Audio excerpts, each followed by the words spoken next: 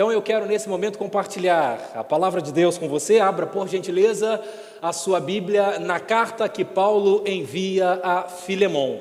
Carta que Paulo envia a Filemon.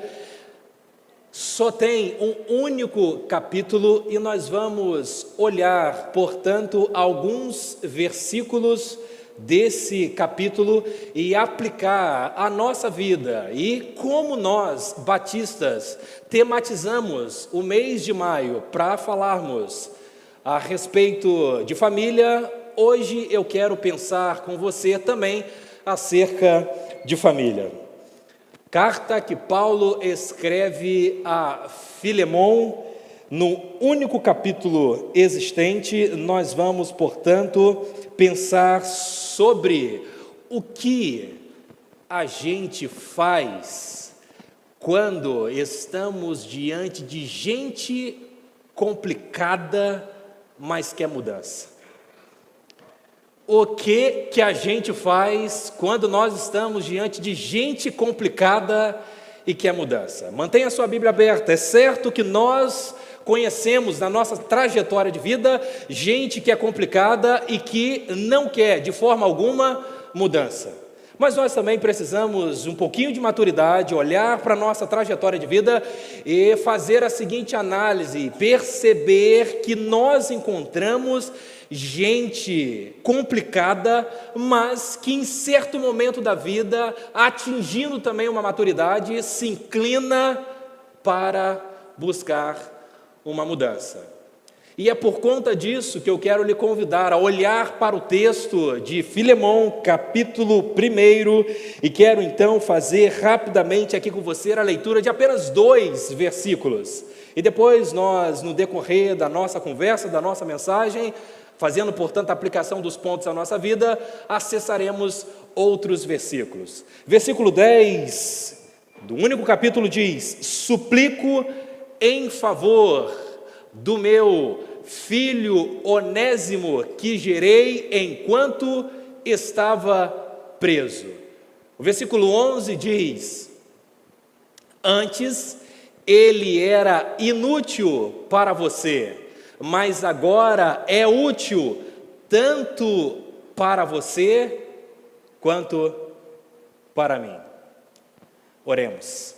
Pai, te agradecemos pelo privilégio de estar diante da tua presença. Obrigado pela tua graça, pela misericórdia, por nos ouvir, por nos acolher, por nos perdoar, e obrigado pelo desejo amoroso do Senhor de se revelar e falar ao nosso coração.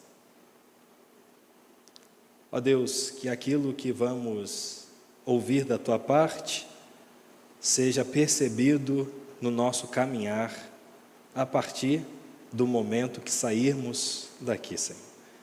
Que a tua palavra seja encarnada em nós, que possamos revelar na nossa face durante essa semana a presença do Senhor às pessoas. Em Cristo Jesus que juntos oramos. Amém. Paulo escreve da prisão, provavelmente a prisão de Roma, na altura dos anos 60, 61, talvez 62, 4 cartas, dentre elas uma carta pessoal e particular. Paulo escreve à igreja de Éfeso, e essa carta é uma carta circular. Paulo escreve à igreja de Colossos, e Paulo também escreve à igreja de Filipos. Há um documento que Paulo escreve de maneira não endereçada a uma comunidade específica, mas a uma pessoa específica, alguém que tinha posses, e dentre as suas posses e propriedades, ele tinha também o fugitivo, provavelmente fugitivo, escravo Onésimo. Nesse contexto, Paulo provavelmente lá em Roma recebe na sua prisão domiciliar, ou seja, diferente de uma prisão mais para frente, na década de 64, 65, talvez 66, onde Paulo não poderia receber ninguém, essa prisão é prisão domiciliar. Paulo então pode receber na sua prisão algumas pessoas. Ele recebe numa certa altura um convidado não muito agradável aos nossos olhos. Por isso que eu quero conversar com você nessa noite sobre o que a gente faz quando nós nos deparamos com gente complicada, mas que ainda assim, numa certa altura do campeonato, decide na sua mentalidade mudar. E depois então que Paulo recebe Onésimo, ele depois então de conversar, depois de aconselhar, depois de apresentar a salvação em Cristo Jesus, é necessário que Onésimo volte de onde saiu para acertar as suas contas. É nesse contexto, portanto, que nos deparamos com a carta que Paulo redige a Filemão. E o que nós então podemos encontrar de lições práticas para a nossa vida? Eu quero fugir um pouquinho aqui, olha, isso é quase que inadmissível, porque um sermão batista, nós temos conhecimento, eu sou batista desde o ventre da minha querida mãe Sandra Regina Ribeiro de Souza Pedrosa, mas um sermão batista tem 3 pontos. Eu quero apresentar para você nessa noite 4 pontos. Me perdoe, por gentileza, é porque o texto me conduz a isso, tá bom? Com o que nós então podemos fazer quando nós olhamos para esse texto? Primeira coisa, quando nós estamos diante de pessoas que são complicadas, mas que querem mudança, a primeira coisa que nós precisamos fazer é acolher essa pessoa, não apenas no nosso espaço de vivência, mas sobretudo no nosso coração. Talvez quando nós nos deparamos com gente complicada, gente com currículo não muito bem elaborado, gente diante de uma complexidade de vida, gente que já fez coisas as quais nós não aprovamos, quando nos deparamos com essas pessoas, a nossa atitude às vezes é afastá-las, mesmo quando essas pessoas querem mudança. E no contexto de família isso é muito comum, porque as pessoas vão errar conosco, as pessoas vão tomar um caminho contrário, as pessoas vão, inclusive, pensando dentro do lar, vão fazer aquilo que, segundo nós, não apontamos. E no contexto de casal, isso é muito comum. Estou com só saudade da minha querida esposa Edmara, que ainda se encontra em Portugal. Em 23 dias vamos nos encontrar. Mas é muito comum, vou completar com ela 12 anos de casado, nos casamos quando eu tinha 20 e ela 19, temos feito uma trajetória de parceria, mas é muito comum nessa trajetória, você também que é casado, o seguinte, olha, você alinha algo numa direção e a esposa fala, olha, não é interessante, vamos pensar, que tal deixar isso para depois? Aí você, não, eu acho que esse é o melhor caminho, toma uma decisão e depois o que vem? A voz da esposa, não foi o que eu tinha lhe dito? Ou seja, às vezes nós nos equivocamos e nós, dentro de um contexto de complexidade, nós queremos mudança. E a primeira coisa que Paulo faz não é, olha, Onésimo, é melhor você repensar. Olha, Onésimo, é melhor você dar uma segunda, um retorno, você procurar uma outra pessoa. Olha, eu vou te dar um cartão aqui de alguém que você pode conversar, te aconselhar. Não, Paulo faz algo que nós precisamos fazer diante de gente complicada que deseja mudança. Eu e você precisamos aprender com o apóstolo Paulo, nós precisamos acolher as pessoas e não esperar o melhor momento da nossa vida para então receber. Observe, portanto, que Paulo se encontra num palácio? Não. Paulo se encontra numa praia? Paulo se encontra no Leblon? Não, Paulo se encontra numa prisão domiciliar. Ele não espera um melhor momento para acolher quem de fato deseja mudança. Não espere a melhor casa, não espere o melhor momento, não espere ter o melhor orçamento. Acolha as pessoas que chegam até você com o coração arrependido e com o maior desejo de mudança.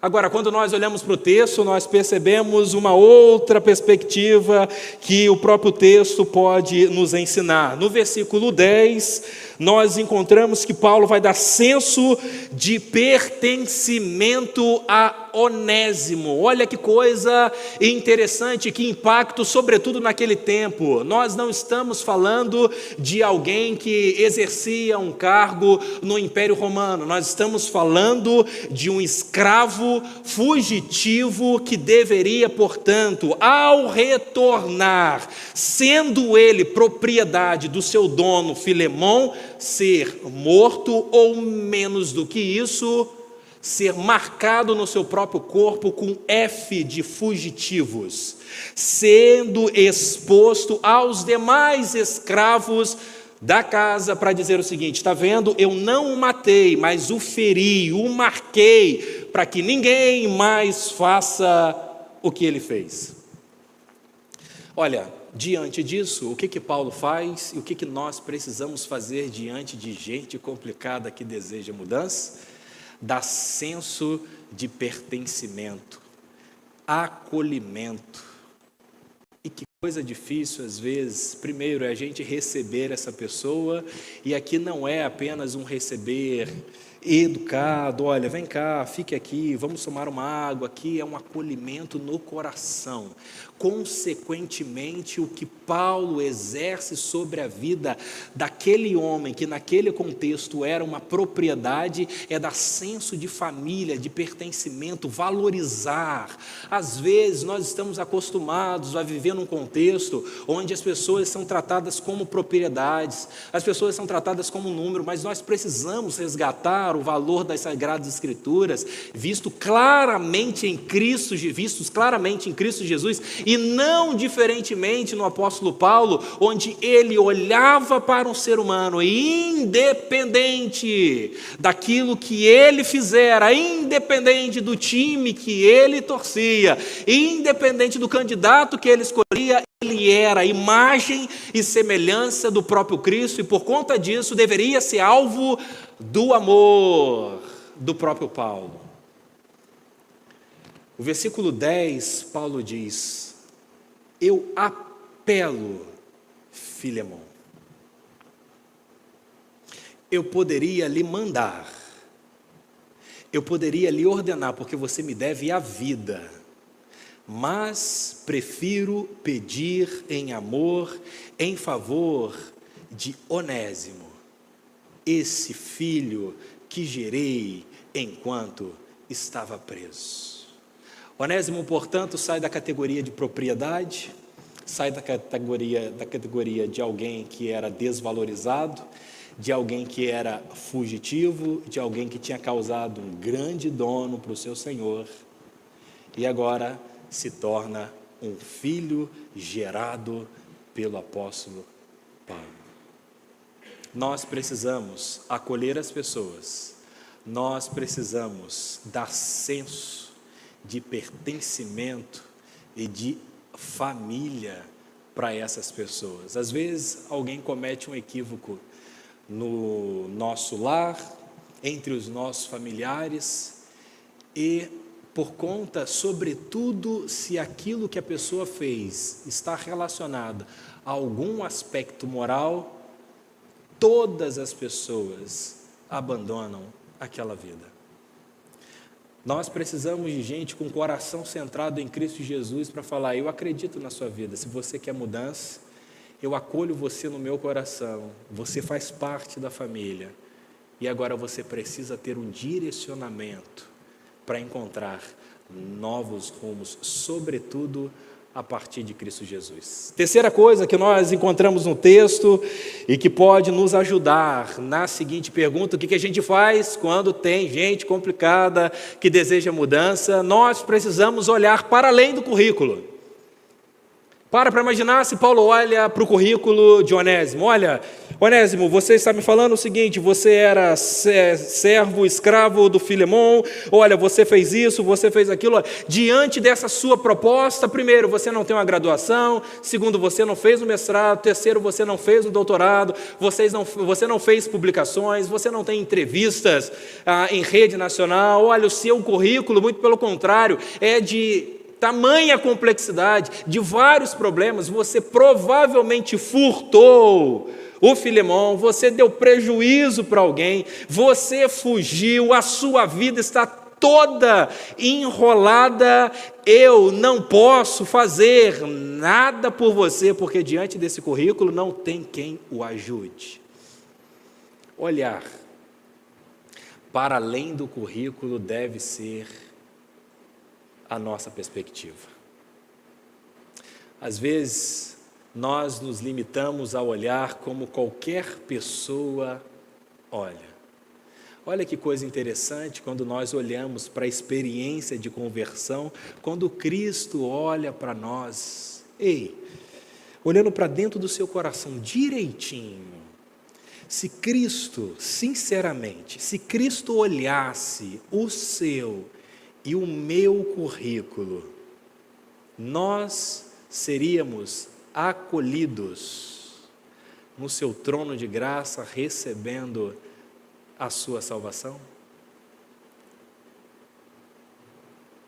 Portanto, como seguidores de Cristo, precisamos olhar para além do currículo das pessoas. Às vezes nós nos limitamos àquilo que alguém fala, até mesmo diante daquilo que a própria pessoa fez, e portanto nos prendemos ao currículo e não conseguimos ultrapassar essa barreira. Se a pessoa se inclinou a uma mudança, nós precisamos olhar para além do currículo e dar uma segunda chance e dizer o seguinte: é necessário, agora tem algo muito interessante que o texto nos ensina, é necessário você corrigir a sua rota. Observe que Paulo não está, de certo modo, tratando Onésimo como criança. Paulo não está, de certo modo, eliminando uma perspectiva dele acertar os seus equívocos. Não é à toa que Paulo vai dizer: antes, ele, Filemon, era inútil para você, mas agora é útil tanto para você quanto para mim. Por isso, embora eu quisesse continuar com ele, estou lhe enviando de volta. Olha que coisa interessante, olha a mente de Paulo, ao mesmo tempo que ele dialoga com o Filemon, ele dá senso de responsabilidade. Onésimo, o que você fez é sério, é grave, e você precisa fazer o caminho de volta e acertar as suas decisões equivocadas. Nós não podemos, acolhendo, dando senso de pertencimento a essa pessoa, olhando para além do currículo, minimizar e tirar dela a responsabilidade de enfrentar as consequências dos seus erros. Todos nós precisamos assumir que, se nós nos equivocamos, precisamos fazer o caminho do reconhecimento, o pedido de perdão, e a partir dali não nos prendermos também no nosso currículo, mas não deixar de acertar os nossos equívocos. Quarta e última coisa que nós encontramos na ação do apóstolo Paulo e que nos ajuda, portanto, a responder. O que a gente faz quando gente complicada chega diante da gente com desejo de mudança? Quarta e última decisão, há outros elementos, mas nós podemos caminhar para o desfecho apresentando a decisão do apóstolo Paulo. Paulo usa da sua influência para abençoar a vida do Onésimo. Olha que coisa interessante. Em algum momento, Filemon se encontrou com o apóstolo Paulo, e talvez foi dessa mesma altura que Onésimo tomou conhecimento do então apóstolo Paulo. Quando Onésimo está diante de Paulo e começa a contar os seus relatos, Paulo diz: é possível que eu use da minha influência para abençoar a sua vida. Ou seja, o potencial que Paulo tinha naquele tempo diante dele era a carta. Uma carta circulava com muita facilidade, era comum, Roma tinha toda uma estrutura, até impérios anteriores, que facilitavam, portanto, o encontro de mensagens por intermédio de cartas. Não é à toa que Paulo consegue pastorear várias igrejas, inclusive igrejas as quais Paulo não plantou, que é o caso de Colossos e que é o caso de Roma, mas ele consegue pastorear essas igrejas por intermédio de uma influência, por intermédio da carta. Paulo, então, passa a mão na pena, coloca lá a tinta e começa a redigir. E, obviamente, Onésimo não pode chegar sozinho, porque chegar sozinho, ele deveria chegar e jogar a carta e correr de volta, porque senão Filemão, antes de ler a carta, tomaria uma decisão. Tíquico vai. Poucas vezes ouvimos falar acerca de Tíquico, mas Paulo usa a influência que ele tinha na parceria com Tíquico e usa a influência que ele tinha por, em uma certa altura, Filemão ter decidido-se por Cristo Jesus por intermédio da mensagem do Paulo. Paulo diz o seguinte: é momento de redigir um texto. Tíquico leva esse texto, entrega para o Filemão e eu acredito que tudo vai correr muito bem. Não apenas isso, no final o apóstolo Paulo inclusive trata de uma outra temática e era comum usar uma carta com uma certa intenção e ao final trabalhar outra temática. Paulo, lá na altura dos versículos 23 e 24, ele fala: olha, eu estou desejoso, eu não só espero que você acolha como o Onésimo, como se estivesse acolhendo a mim mesmo, mas eu estou desejoso de passar por essa região. E passando por aí, olha, separa um quartinho para que eu possa ter um mínimo de conforto e, portanto, visitar os irmãos dessa localidade. Quantas vezes nós usamos a nossa influência, e quando nós falamos de influência, você talvez esteja pensando: mas eu não tenho 10 mil seguidores no Instagram. Eu também não. Mas eu não dou entrevista para a Globo News. Eu também não. Todos nós, numa certa altura, numa certa dimensão, temos uma influência. Influência dentro da nossa casa, influência dentro do nosso local de trabalho, influência no nosso círculo de amigos. Nós precisamos usar a nossa influência para beneficiar as pessoas. Eu me lembro com certa emoção, quando eu cheguei no Seminário do Sul, 18 de fevereiro de 2013. Sem recursos, morando num lugar é necessário assumir, não muito confortável, carecendo de ajudas, e Deus sempre enviou o sustento, ora por intermédio de um irmão que chegava, um diácono que fazia uma oferta, ora por intermédio da cesta básica de uma igreja. Deus sempre nos sustentou. E eu já casado, procurando aumentar um pouco o orçamento, procurei um trabalho na biblioteca do seminário, consegui, a porta foi aberta, graças a Deus. Olha, mas precisava aumentar um pouquinho o orçamento. Quando a inflação vai subindo, a gente também precisa correr atrás, certo? E aí cheguei para o professor Luiz Alberto Teixeira Sayão. Falei: mestre Sayão, tem como a gente, de certo modo, fazer algumas viagens por aqui mesmo, no estado do Rio? Eu queria vender o material do Rota 66. E aí ele: Douglas, sem nenhuma dificuldade. Eu não tinha titulação, eu não tinha nem a graduação, mas alguém que usou de sua boa influência para me acolher em seu coração. Chegou a rimar, meu irmão. Então o Luiz Sayão me acolhe, e numa certa altura a gente fazendo as vendas, e era necessário então fazer o acerto de contas. E no momento, Cabo Frio, me lembro com precisão assim, foi necessário então ali no final da noite, o Sayão pegou aquilo que era necessário, não para ele, mas para prestar contas para a rádio Transmundial e deixou o restante comigo. Usou de sua influência para beneficiar a minha vida. Eu estava em Portugal, caminhando num parque, me exercitando, e aí senti no coração, de vez em quando eu faço isso, senti no coração de mandar uma mensagem. Querido Saião, quero te agradecer, porque quando eu não tinha titulação, quando eu tinha muita dificuldade, fui acolhido, e o Senhor me abençoou desse modo. E aí ele, aquele tom, sempre com muitas brincadeiras, disse: meu amigo, fique em paz, você é um filho do coração, e coma bastante pastel de Belém em Portugal, lembrando de mim. Eu falei, isso é tranquilo, né? Coisa e tal.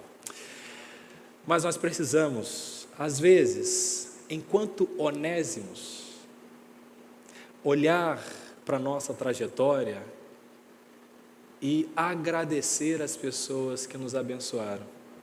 Talvez o seu currículo não seja tão complicado como foi o de Onésimo, mas é bem provável que você tenha tido na sua trajetória de vida um apóstolo Paulo. Alguém que olhou, alguém que investiu, alguém que abençoou. Portanto, caminhando para nossa conclusão, há 2 apontamentos finais. Primeiro, enfatizamos sobre a importância da gente ser como Paulo, e é necessário. Saia daqui motivado a agir nessa direção. Segundo, saia daqui com o coração agradecido e envie ainda hoje uma mensagem para quem foi uma grande bênção na sua trajetória de vida. E diz: olha, eu me lembro. Se tiver um ano, manda para ele, naquele ano de 2013, 2014. Lembra, eu precisei, você chegou junto. Eu tive ausência de respostas, bati na porta de A, B e C, não tive um retorno, mas graças a Deus que tocou no seu coração e você me acolheu. Nós precisamos agir com o coração agradecido. Em conclusão, de verdade, que os irmãos sabem, quando o pastor Batista fala que vai concluir, tem pelo menos mais 15 minutos, mas não é o caso. A pergunta agora muda. Eu quero concluir e orar com você. Não é o que nós devemos fazer quando gente complicada chega com desejo de mudança, chega diante de nós. O que nós devemos fazer, nós já sabemos. Nós precisamos acolher essa pessoa, precisamos dar senso de pertencimento, precisamos olhar para além do currículo, precisamos usar da nossa influência para abençoá-la. A pergunta não é mais essa, o que fazer, porque o que fazer já sabemos. A pergunta é: o quão dispostos eu e você estamos para usar do nosso tempo, dos nossos recursos e da nossa influência para olhar para as pessoas que às vezes já tiveram várias e várias negativas, mas por escolha do próprio Deus chegaram até nós. O quão dispostos nós estamos. E eu sei que quando nós aqui conversávamos, pelo menos um nome veio na sua mente. Eu queria lhe convidar a orar por essa pessoa. Orar por você, colocando-se à disposição de Deus.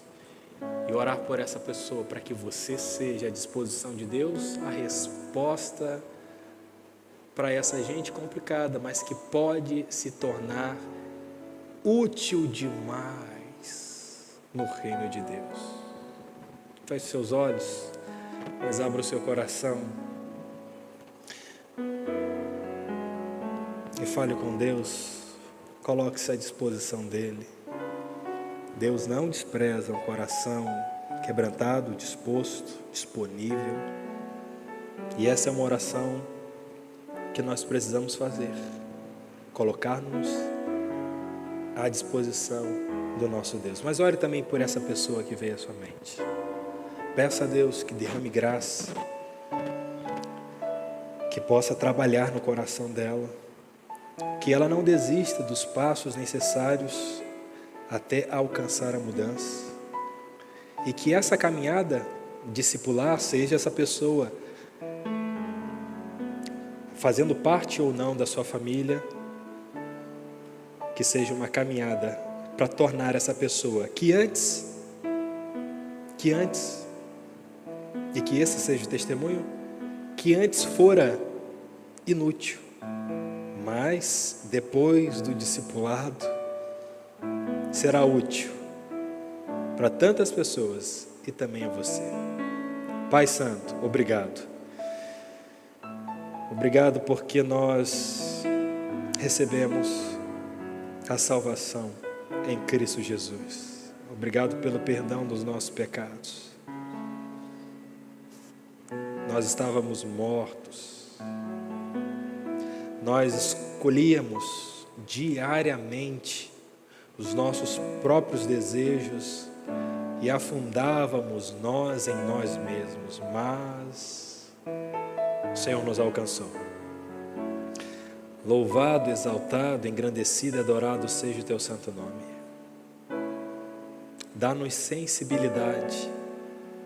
As pessoas às vezes são tratadas como propriedades, como números, mas nós queremos olhar para as pessoas a partir da tua ótica, ver as pessoas como imagem e semelhança do Senhor. Usa a nossa vida, usa a minha vida, Senhor. Usa a vida das pessoas que estão aqui. E eu te peço, as pessoas que vieram à nossa mente, apresentamos diante do teu altar. Trabalha e transforma a vida dessas pessoas. Gratos estamos diante da tua presença. Em Cristo Jesus que juntos oramos. Amém. Deus abençoe.